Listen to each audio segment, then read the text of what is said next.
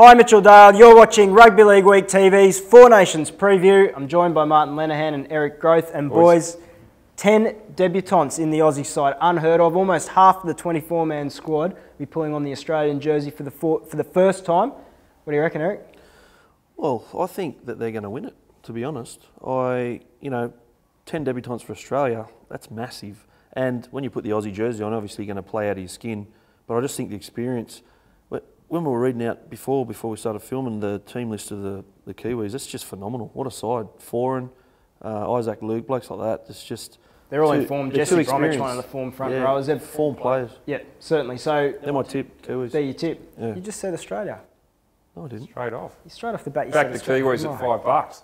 They were a good price. They're into $3.75, boys. I think with Jared Hayne out, a lot of experienced guys out. Kiwis, I've had a little dabble, I have to admit. Sounds like Eric's had a dabble on all four countries. On the plonk before we started. I meant that my tip is Kiwis. Did I say Australia? Did I? Sure did. Oh, well, I meant Kiwis. Great to see a changing of the guard, boys, for Australia, isn't it? Like, a lot of guys get rewarded for a fantastic season. It's been tough. Matt Scott, JT, these sort of blokes, the Morris boys, I'm sure they'd love to be there. You love pulling on your jersey for your country, and you get to go to the Kangaroo reunion as well, which is a pretty good drink, they tell me. So that's a great day. And you know what? Imagine that they just blew the competition apart and won it. We'd have this whole new group of Aussie stars. Well, that's what I think. And I'm sure that's what Tim Sheens is going to be drumming into the guys, that you are now the incumbents, and if they perform well, then the other blokes aren't necessarily, doesn't matter how long they've been there for. And this is a champion Australian side, but they are getting towards their 30s now. The core group of them, they probably won't be around for too much longer. So there's an influx of kids that are 18, 19, 20, 21, and they could be the next great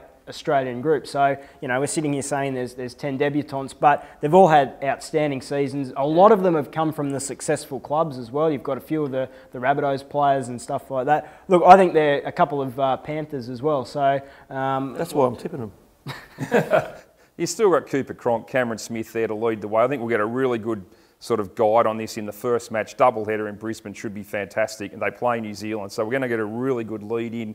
New Zealand traditionally a bit slow to start these tournaments and kind of build into it. I think most people expect they'll play the final. It's in Wellington, which will obviously be a huge advantage for New Zealand. I'm interested to see the other game, Samoa v England, just to see what kind of gauge they're going to be at, because the way the footy's getting these days with how competitive it is. Hang on, Leno's got a prop. I've got a prop, boys. Hit me. Samoa, just looking at the team, boys, I think they've done, got some great names here. Isaac Liu, Dynamis Louis, Mossy Masoi had a fantastic season. Take it easy. They've got a Matautia as well, Peter. There's a few of them getting around. Rennie Matua, Tautau Monga. Mate, there's no reason why they can't beat England. And if they beat England, look at how good England are looking in the not only their form, but some of the names they got in there. Just anything can happen. I love where rugby league's going. It's getting unpredictable, and anyone can win. Yeah, look, that's right. Particularly, that's why I'm tipping Samoa.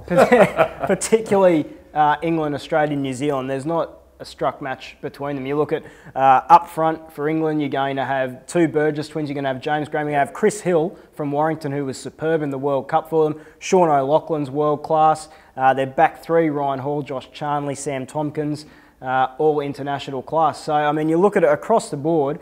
Samoa are obviously going to be the underdogs, but across the board, it's a really hard one to tip, particularly with the withdrawals that we've seen from Australia and New Zealand. England pushed New Zealand all the way. Epic World Cup semi-final last year. I think England were probably a bit stiff not to even make that final. Australia would have won that final anyway. They played a masterpiece of a game, Australia, but England are right there.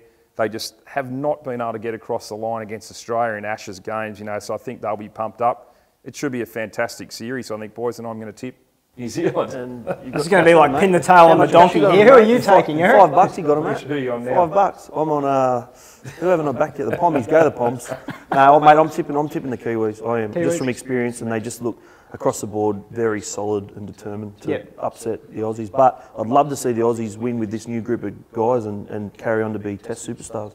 But Kiwis. Yeah, look, I'm going to agree with you guys. I think New Zealand, the added advantage of playing the final in Wellington, I think that'll probably see a lot of guys who are in form as well. Either way, I reckon it's going to be a very close. We're losing some star power, but I still think the tournament itself is going to be exceptionally close.